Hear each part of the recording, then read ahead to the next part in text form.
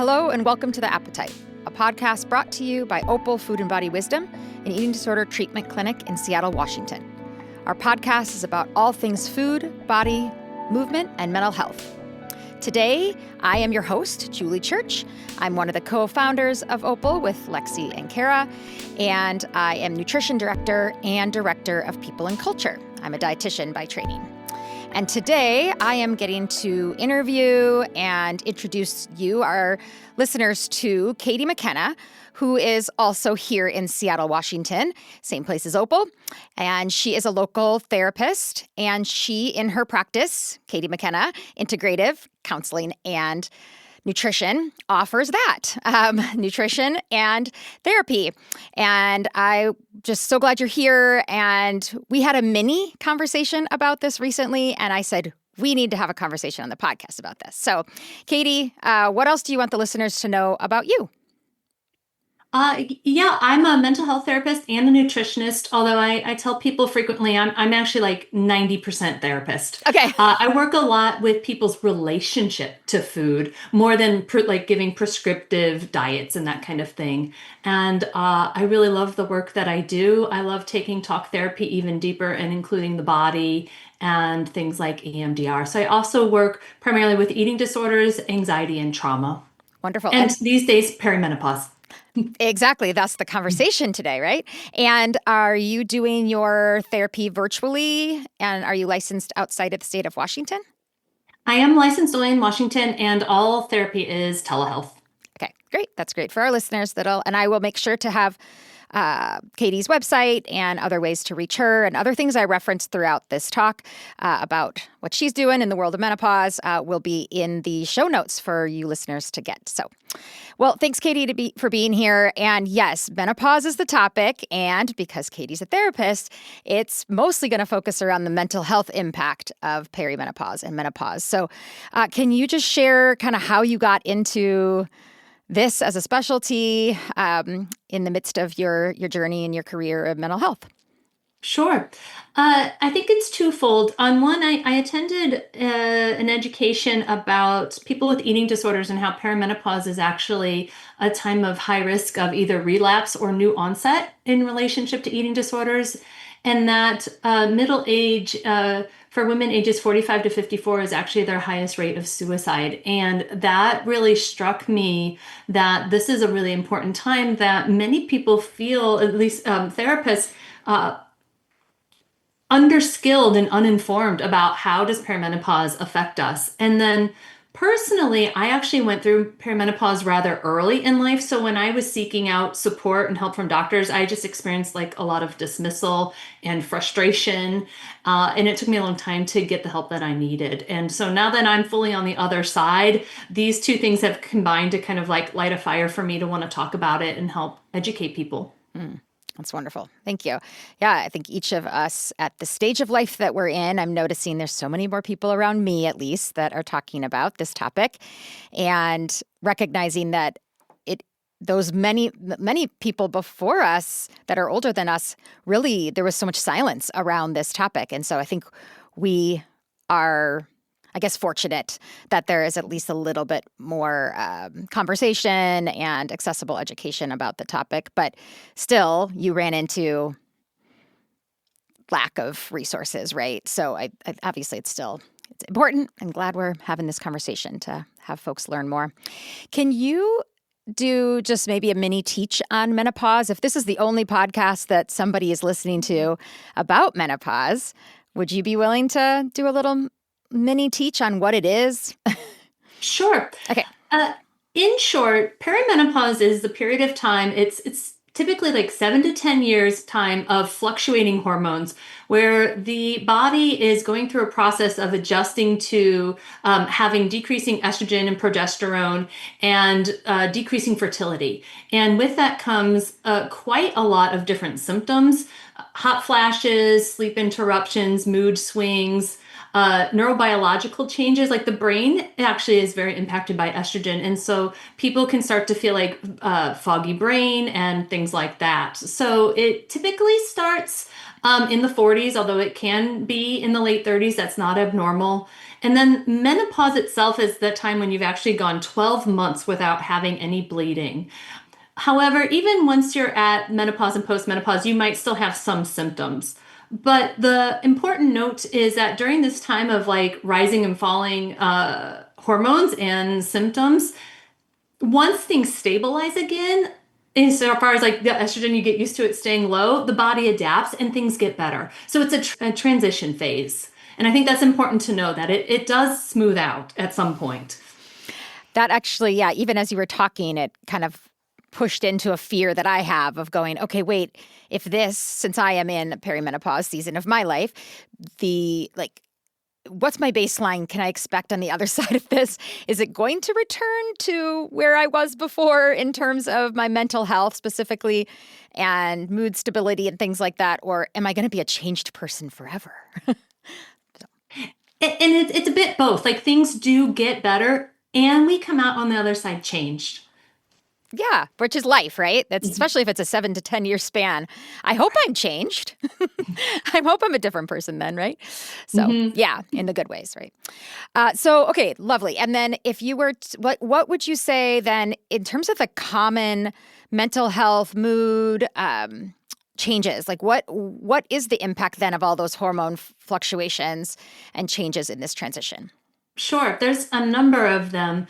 I mean, estrogen helps regulate a lot of our neurotransmitters. So like oxytocin and GABA and cortisol, dopamine.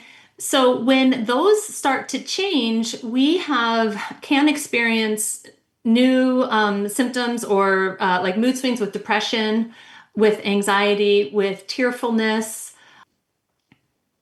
We can also go through, when the brain changes as far as like feeling like a foggy mind, or you have like word finding difficulty, things like that can start to happen. To be honest, I think I forgot your question. Can you repeat it? I was just wanting to know the impact on our mental health from this whole season and the hormone fluctuations. So I think you've captured a lot of it, but what else did you miss? Yeah, well, the overall impact, I think one of the things I would want to point out is that one of the primary things that starts to happen is that this is simplified, but estrogen is considered like a social bonding hormone. When it's in our bodies in high amounts, it helps the person tend to like want to prioritize others. So whether or not that's prioritizing a child or family or community relationships. And when that starts to go down, there can be like this rising awareness of a person's own unmet needs. And because when we often prioritize other, we deprioritize self. So there can be this like rise in resentment and anger when you start to realize like maybe how much you've sacrificed.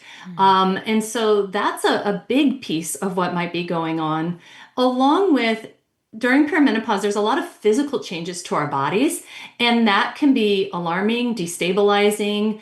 It can impact people who are feeling like already out of control with their bodies, or maybe especially with an eating disorder past, might be re-triggered again to have these changes happen.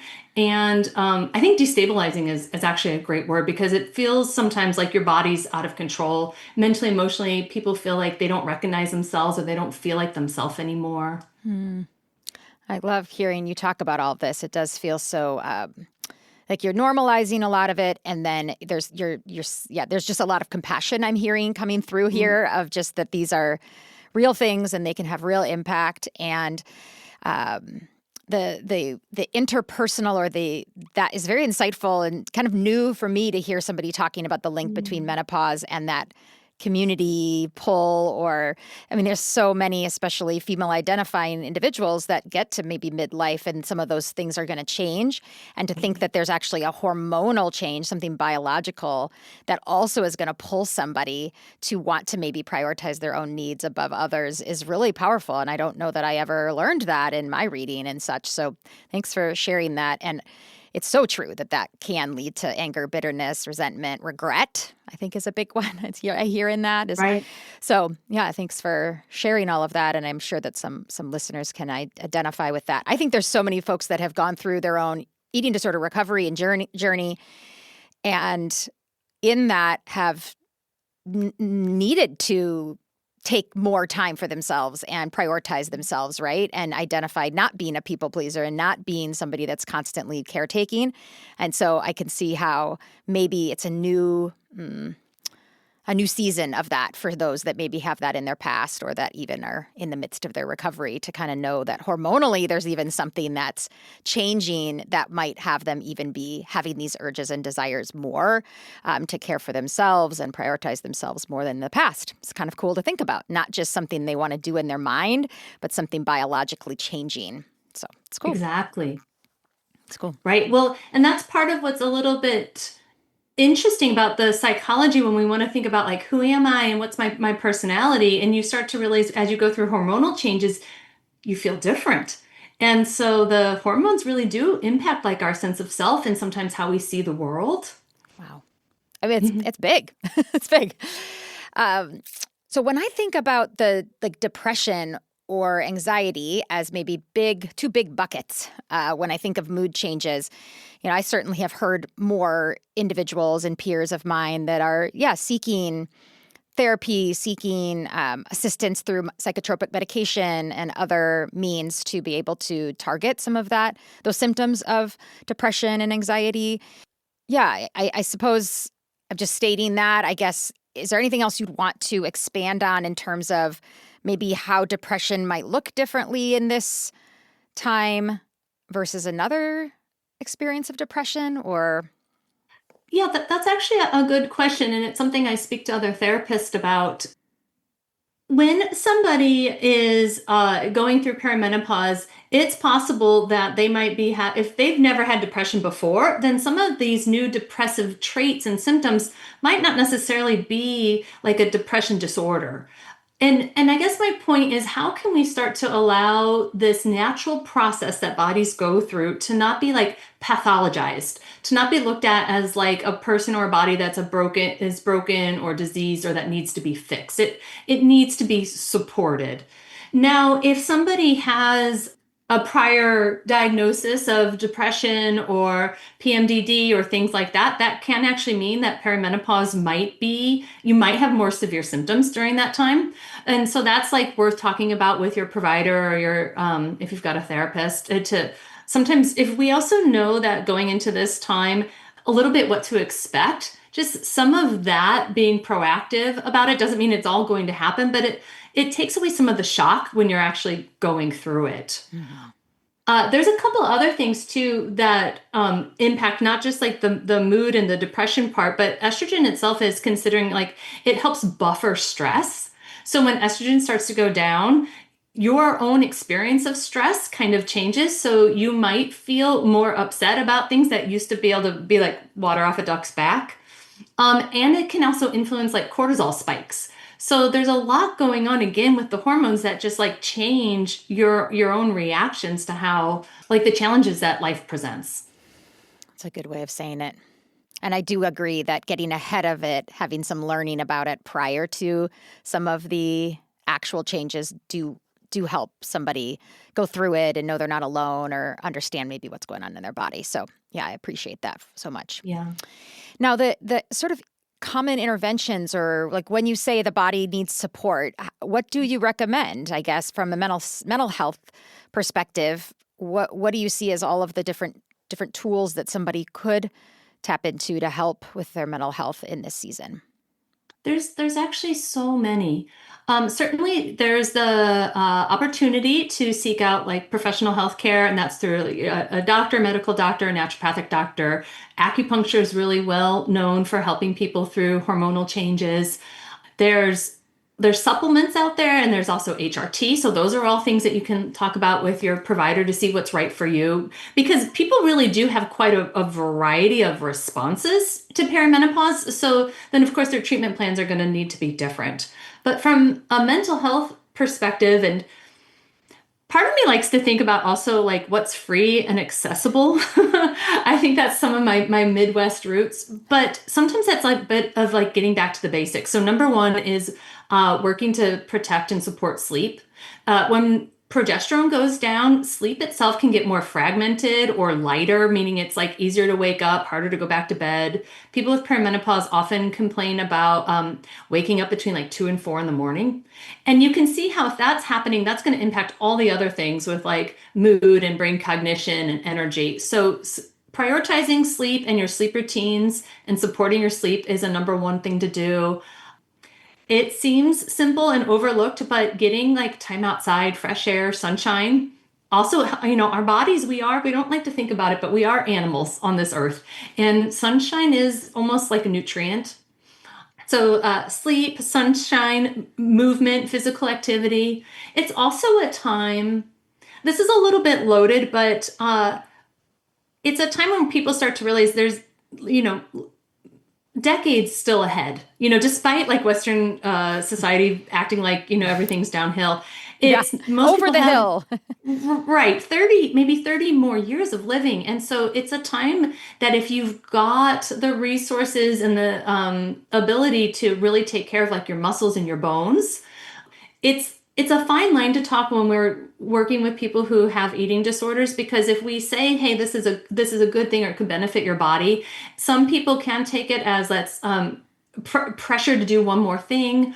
Other people can take it as pressure to do it exactly right. And so it's nuanced. There's an art there to learning like how does this body need to be cared for, but caring for your body through perimenopause, through like physical activity does help stress. It helps mood. So it's worth talking about the physical exercise and movement. One thing that is a great thing to mention is novelty. So as we approach midlife, we also start to realize that life is kind of no longer prescriptive, meaning when you're young, you're kind of told you have to grow up, you have to get a job, you have to go to school, you're supposed to do these relational societal things. And then you arrive at midlife and a lot of that goes away. And so people have typically kind of led a structured life of doing what they're supposed to do. And that also kind of puts a person into a block. And then we include ideas about youth and like, how people are supposed to be. And all of that starts to go into disarray in perimenopause. And so what we're trying to do is help the mind understand that it can like start to break the mold. And ask these deeper questions about like, who am I? What are my values? What do I want? What matters to me now? What masks have I been wearing? What roles have I been doing that I no longer want to do? And how that ties into novelty. Novelty is just part of like forming new brain pathways. So you might not have answers to all these questions about like what's next in life, but you can start to do new things. And it's like really small things count. And by small, I mean, taking a different like ride home from work, sitting at a different place at the dinner table, trying new recipes. I think this sounds silly, but like parting your hair in a different place. Just we're trying to a little bit shake it up and help the brain start to be open to new things. And novelty also helps with dopamine. So that's one of those neurotransmitters that sometimes feels low. And so doing new things, learning new things can be really helpful. Mm.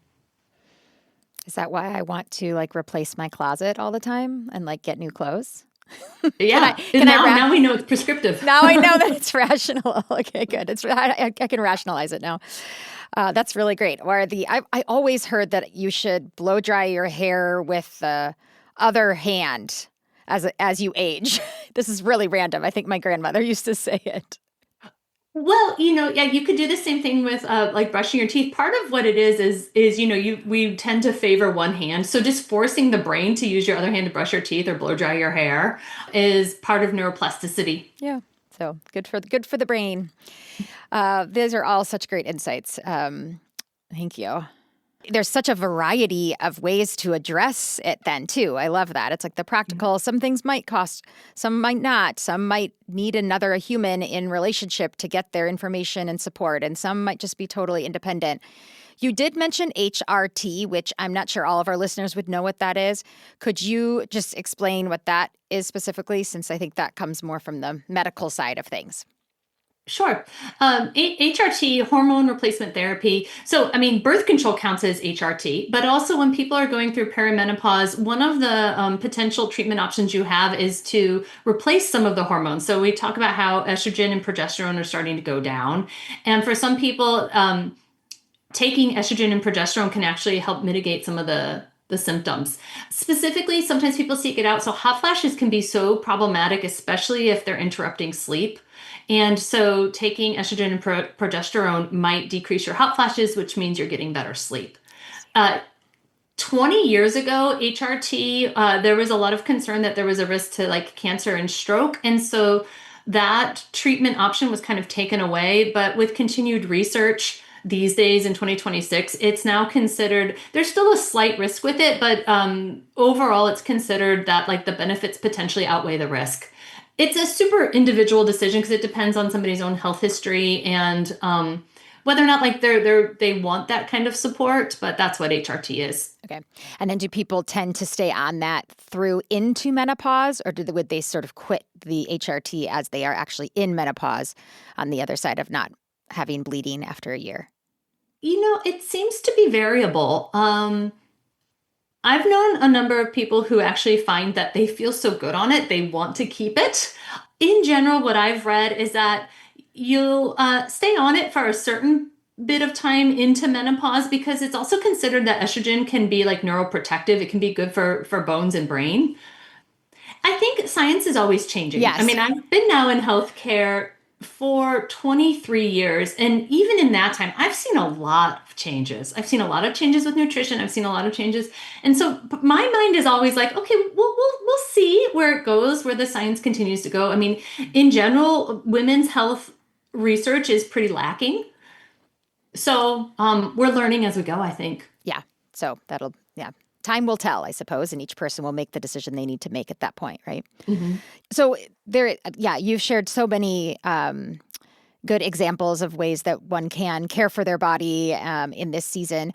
I am, so aware that as I've heard more about it, and I then, of course, get all my Instagram messages, and I feel as if I am a target of that and definitely am being marketed to in that regard.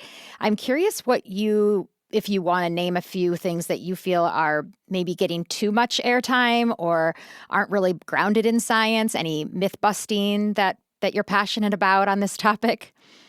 Sure. Well, then it's interesting that it's been such a swing. We've gone from it being like this desert where nobody talks about it to now people are talking about it. And I think that's so wonderful, but it's almost like we're inundated with so much information. We don't always know what's true or what's accurate or what's just an opinion.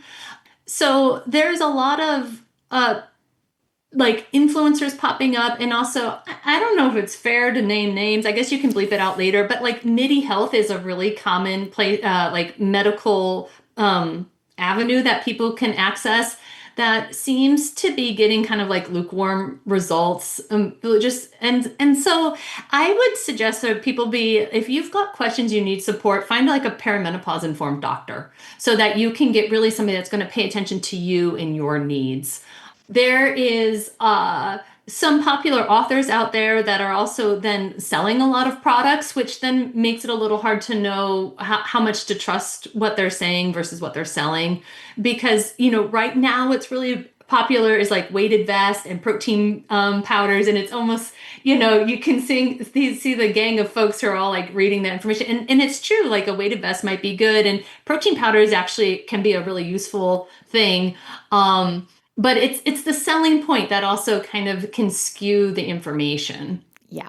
Right. And Yeah. it's kind of the reality that perhaps there's a nugget of truth. I would say that's true about so much nutrition science and information that comes out about nutrition is that, okay, there's a nugget of truth, and then how it gets marketed or how it gets dispelled out to the world usually kind of gets exaggerated or confusing or whatever it might be. So yeah, yeah.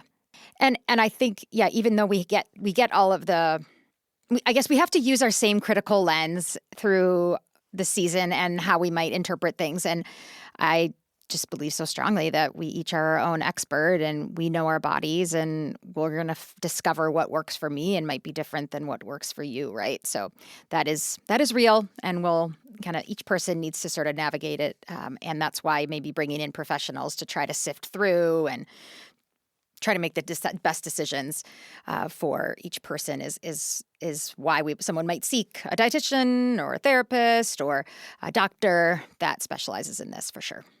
Right. Well, and I love that you clearly stated everybody is an expert of their own body, because part of what happens when an individual is suffering, you tend to feel confused and you want to seek out help, but that can create kind of this power differential where you're just listening to somebody else, whether or not it's a doctor or somebody on social media. And then we talk about these different treatment options too, that it can start to feel like there's a right or a wrong out there. And so to know and to be reminded that you're the expert of your own body and that your treatment options aren't moral issues, I think that's all really important and well said. Yeah. And when it comes to nutrition, so many of our listeners, if there have been, food and, eating disorders, food relationship difficulties, yeah, they are probably getting some of those messages about protein, or, it's definitely sort of muscle mass and composition changes that happen within this season. And yeah, I guess I don't feel like the expert on that either, because I haven't studied all the science out there in regards to it. But I am assuming that the message around protein is, yes, be eating enough of it. Make sure your body's getting enough. And I know that just total nutrition, total calories is a really important one, to not get into some sort of undernourishment that can really negatively impact the body's health in menopause or perimenopause. But I am curious if there's, what else you might want to speak to that is the nugget or the truth in the science around the protein piece that would be okay for our listeners to just know, like, this is the fact in it, versus maybe what all then gets created around it. So I'm curious if that would be easy enough to do on this podcast or not. I don't know. Well, I think we could at least touch on diet culture and how much it still influences so many people. And if we also think about, most of the people who are going through perimenopause right now are about like Gen X style. So that means they also were growing up in the 80s and the 90s with all the low fat crazes. And I mean, there's always different fads through the years. But that diet culture, that conditioning can still be embedded. And it, generally what that means is like either foods are good or bad, or restriction. And so there are plenty of people in midlife who are trying to do it, when doing like air quotes, eat good, but they're actually under eating. They're not eating enough calories. They're not eating enough like nourishment. And the body really, it needs nourishment. And so a balance, including protein and, your carbs and your fats. I mean, through the decades, it still comes back to like finding balance with that. Yeah. Okay. Yeah, I appreciate you saying that. I love the connection between thinking about the 80s and 90s and the kind of the way what things are deeply embedded in the way that we have thought about nutrition and food, and how that then influences maybe exactly how we're getting marketed too. That's been talked about around a boardroom one time, I bet, in some marketing campaign, brainstorm session.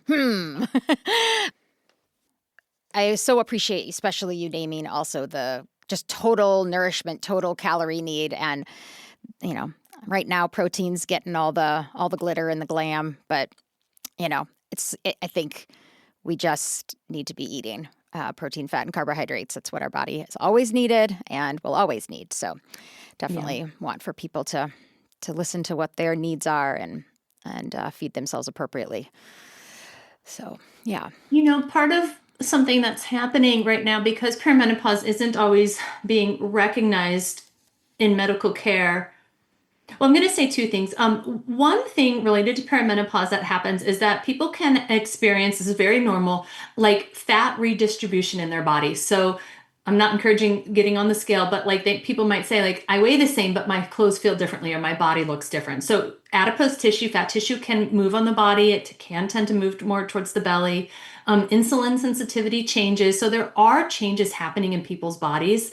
And if somebody's experiencing that, plus let's say mood swings or depression, and they go to their doctor, what may happen is a doctor recommends something like a Prozac and a GLP-1, which is very common. And again, I really do honestly believe in body autonomy, and that those are people's choices as long as they're being informed of those choices.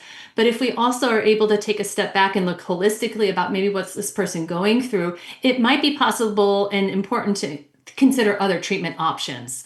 And so that's also part of just like where we're at in the current view with like medicine and what's being offered to people besides like the protein powders. Right.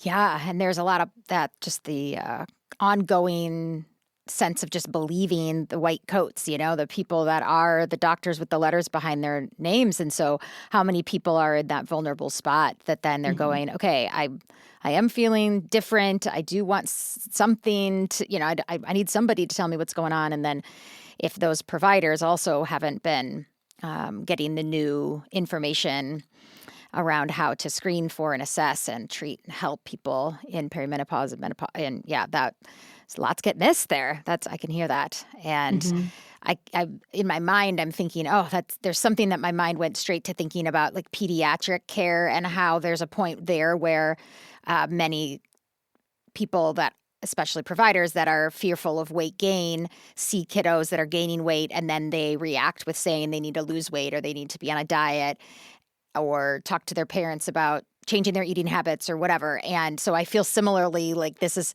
a similar vulnerable population for being missed in sort of what is truly going on, and having weight bias and size discrimination, fear of fatness just creep in there and influence people to do things that might not align with their values and may not actually be health promoting, but they're being told that it's health promoting, or this is what you do kind of thing, right? Here's the Band-Aid. So, and GLP-1s, obviously, I guess I'm assuming that GLP-1s then would be prescribed in that moment for potentially with insulin resistance if that's changing, and then potentially weight if somebody's complaining about weight. But is there any other mechanism that a medical provider would be saying, this is why we'd be recommending a GLP-1? I think that it's a primarily recommended because people come in asking for it, or they say, I'm in distress about my body. Yeah. What I used to do to take care of my body and maintain my body isn't working anymore. Yeah. That's maybe something doctors hear. Yeah, absolutely. Yeah. Yeah. There's so much for us all to be. I hope that there's some more regulation coming around GLP-1s for sure. Mm-hmm. Yeah. I guess with that in mind, do you have special advice or thoughts for those listeners that are either in this season or, anticipating it, that have had their eating disorder history or disordered eating concerns, kind of how to approach this season, and both maybe internally, but also kind of with their providers? Sure. I think that being able to express some compassion for yourself if you're feeling confused or out of control, or like what's working isn't working anymore. That battle often is first to come up is like shame. And so to be able to have enough resources around to know, like, wait, these things I'm going through is normal. These changes are normal. They might be hard, but that they're normal. It doesn't mean you're doing anything wrong. So it's an opportunity to practice like compassion, mindfulness, acceptance. There's actually, people find even relief from hot flashes with meditation. So like bringing down that parasympathetic response and like teaching yourself to be in this moment can be really helpful, just against like the fact that like this body that is changing. And so how can you practice being in this present moment, and also like getting to know the person that you are today. Mm-hmm. Yeah. And that's, look, when I think about therapy modalities, or sort of like when somebody might be seeking support for their mental health in the form of seeing a therapist, I kind of wonder, what modalities or, what kind of treatment are they actually seeking in that? And so I'm wondering, mindfulness and things like that, but I'm wondering what else comes to mind. Well, also the ability to kind of do some appraisals that go through about what do I believe about aging? When I was younger, what did I think aging was going to be like? Who were my role models as a young person about aging? So you can start to look at your conditioning and your beliefs. So that do you believe that it's all downhill from here? I mean, that's part of what segues into this idea that so we're talking about perimenopause and all of the symptoms that come with it, but it's also during like this time called midlife, where in like Dr. Carl Jung would talk about how at this point in life you kind of start to realize that there, either you've hit the goals in life or you haven't. Either way, you're arriving at a place where this is a time where most people don't really enter into like their 50s and 60s with a lot of ideas of what's next. And so it's a time to look at your values, look at your beliefs. The ones that cause you pain are usually the ones that need the most attention, because it's possible that they're actually signs of like a misbelief. For example, the idea that my best years are over tends to hurt. And that hurt is kind of a clue that maybe it needs to be like reassessed and reformed. So, I mean, that's kind of straightforward cognitive behavioral therapy, is to look at your values, your beliefs, and then rewrite them. Yeah, totally. I can hear some narrative in there, narrative therapy, Right. the CBT Right. ACT, right? Acceptance and commitment therapy. I can hear some of that in there. Yeah. So exactly. that's wonderful. Yeah. And like you said, I mean, you can always be unearthing, stories and traumas that would be there too. And you mentioned EMDR earlier, which is a trauma treatment that some folks can seek out. I could see all of that being, maybe this is a time where somebody's doing that work for the first time. Well, and what also tends to happen here is midlife can be a time where there's like high caregiving burden. There could be financial concerns. There could be chronic illness. There could be grief also around like fertility, youth. So there's a lot mentally and emotionally going on. Specifically, also, sometimes the things that you thought you dealt with and healed sometimes come back up because it's just like a different phase of life. And so people can find themselves having things that need to be addressed again with their own parents. Like old traumas can resurface.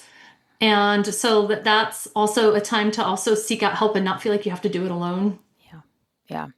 Well, I definitely want to reflect on who is it that I would looked up to that were older when I grew up. I love that reflection question. It's something I'd love to think more for myself, because I did feel like at least my parents' peers were something, but I kind of want to go one generation older, like, ooh, who was around that was older than my parents that I was watching age, and just kind of think through what my take homes were from my childhood.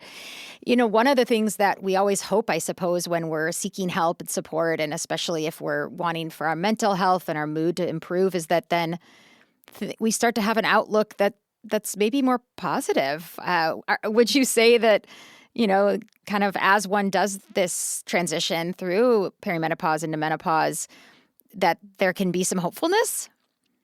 That's really true. I think what's important is to be able to have like this whole perspective, to hold this space for any of the physical suffering that's coming from like the hot flashes or libido issues or depression, the shadow work that comes with maybe like grief and loss at this time. But then also, if we're looking into this idea that you are now free, you have permission to now step deeper into who you are, to be more aligned with like your own values, your sense of what's authentic. People often in mid-age talk about how they start to care less what other people think.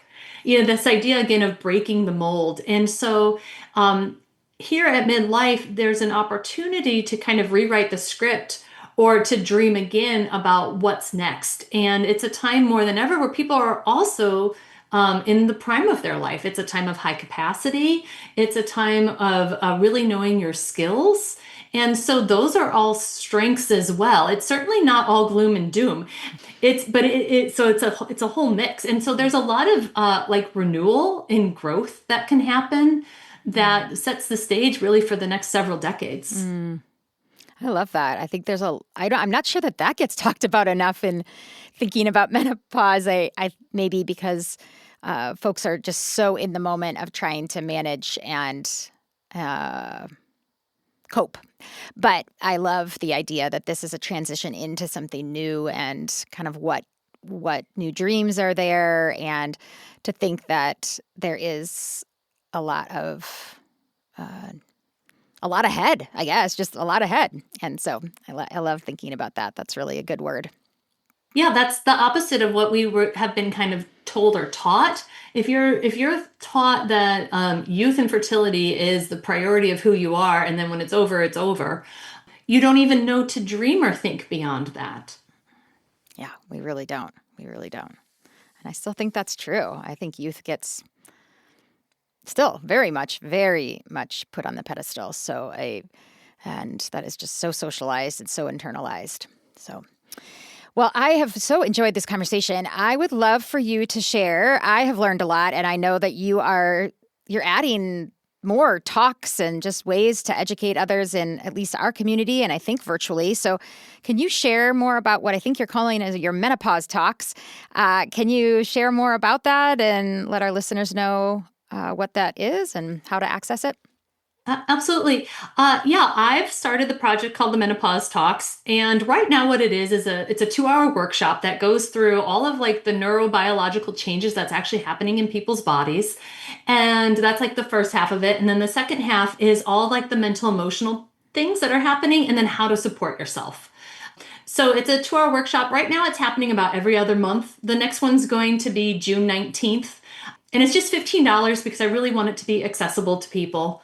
And over time, I think if that grows into something, I might then create some support groups down the road. But right now, it's the workshops, and they're just fun to do. And it's kind of, there's just so much to be said about it. And I think people are really hungry for the knowledge, but like the wisdom part of it as well. Wonderful. And is it interactive, or is it more just listening to you for the chunk of time? How would you describe the format? It's primarily almost like a lecture series, but then I take a break like every 5 or 6 slides and do these reflective questions. So it's kind of dependent on the group. Some people have been more private and wanted to journal, and then other people have been pretty chatty. So it kind of depends on who shows up for the day. Cool. Awesome. That's really great to hear. Well, is there any other last words you would have for our listeners on the topic? I've really appreciated all that you've shared so far.